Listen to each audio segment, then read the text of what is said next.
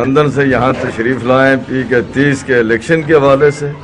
یہ لوگوں کے دلوں کی دھڑکنیں اور آج ان کا بالاکوٹ جانا یہ اس بات کی ضمانت ہے اللہ کے فضل و کرم سے کہ PK30 پاکستان مسلم لیگ نون کے ٹکٹ ہولڈر سید مظہر علی شاہ صاحب کی 26 فروری کو یقیناً کامیابی ہے.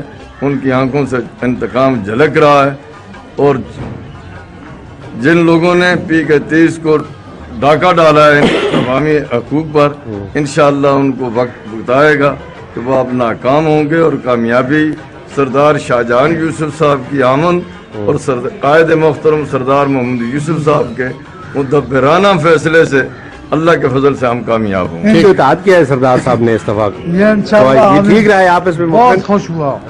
نہیں بعض لوگ کہتے ہیں کہ یہ اس طرح نہیں ہونا چاہیے. نہیں آپ کیا سمجھتے یہ ہیں؟ سردار صاحب کی آج کافی عرصے سے میری بھی زندگی ہے ان کی بھی 32 سال ہو گئے. جو کو سردار صاحب سمجھ رہے ہیں وہ کسی کو بتا رہے ہیں پورے اس ضلع مانتے رہے. یعنی عوام کے وسیع مفاد میں ٹھیک کر رہے ہیں. انشاءاللہ ٹھیک ہے ٹھیک ہے. قاضی صاحب آپ بھی ساتھ ہی رہے سر 1 منٹ کے لیے. آپ سر 1 منٹ کے لیے اسی اطاعت کے حوالے سے بات کریں گے. اکثر لوگ کہتے ہیں یہ ٹھیک نہیں ہوا. نہیں جی چونکہ لوگ آج کے سیاسی تو نہیں ہیں.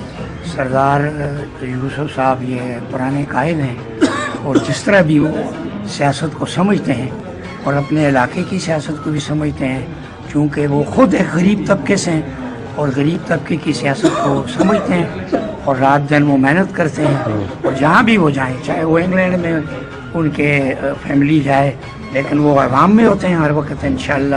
جیسے آج اتوار والے دن ہر اتوار ان کو یہاں ان کی میٹنگ ہوتی ہے, لوگوں کے مسائل سنتے ہیں اور ان کی مشکلات حل کرتے ہیں اور وہ ایک عوامی لیڈر ہیں. جو اتحاد ہوا ہے اچھا اتحاد ہوا ہے, ٹھیک ہوا ہے. ٹھیک ہے.